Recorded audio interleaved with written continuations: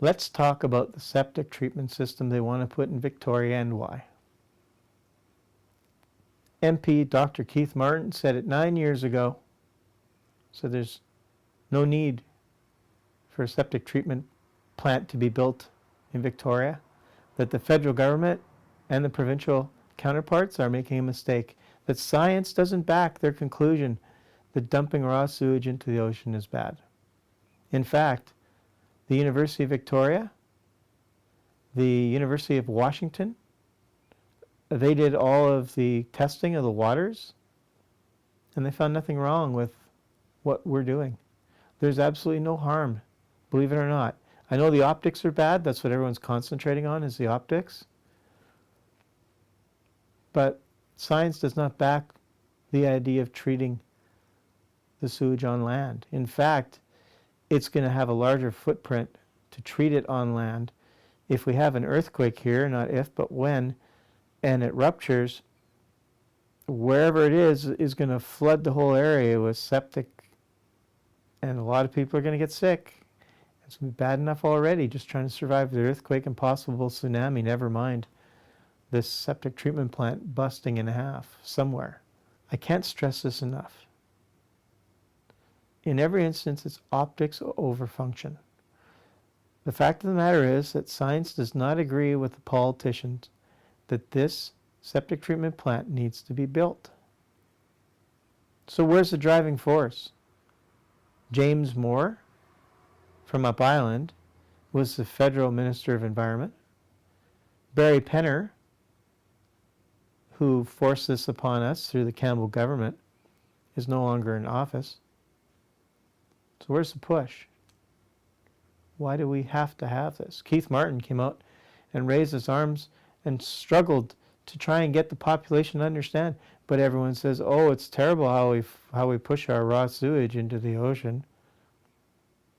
Well, no, actually, that's a nutrient base. If we can control the things that are bad for the ocean, the paints, the pharmaceuticals, and the oils, collection at source like we're doing now, then there's nothing wrong with flushing our septic out into the ocean. It's a nutrient base. It's like when you have a vegetable garden and you get pig manure and you put it all through your soil.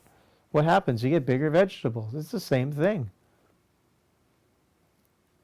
I'm totally against building this septic treatment plant. I will not allow for it. If you put me in as the mayor of Esquimalt, I will go to the CRD meetings as a director and state categorically over and over and over again the findings of science. And surely at some point someone's going to take those papers and say, you know what, he's right, but no one's saying it loud enough. I don't care what people think. If I have to slam my fists on a desk and wake those people up, I will. Whatever it takes. If I have to go to the media every time they make a dumb decision, like buying the warehouse on Viewfield Road, I would have been down in the media already saying, look, this has to be bought, if it is, with the subject to the approval of this area being utilized for that particular purpose. You can put a deposit down, but don't think for a second you're going to buy it outright. That was $17 million. Are you mad yet? That's a CRD, which is all made up of mayors and councillors from all these municipalities. That's why you need to vote. It's not just about me in Esquimalt. You have to tell your friend out in Saanich, and he has to tell his friend out in Langford or Colwood or Sydney to get educated, to vote for people that have your best interests at heart. Because the people you got in right now, like Mayor Barbara Desjardins, she fought against the McLaughlin Point. She fought or helped fight against the Viewfield Road purchase. What does she come up with? She wants her own septic treatment plant right next to City Hall in the downtown core of Esquimalt, underground, with a 12-story building on top of it.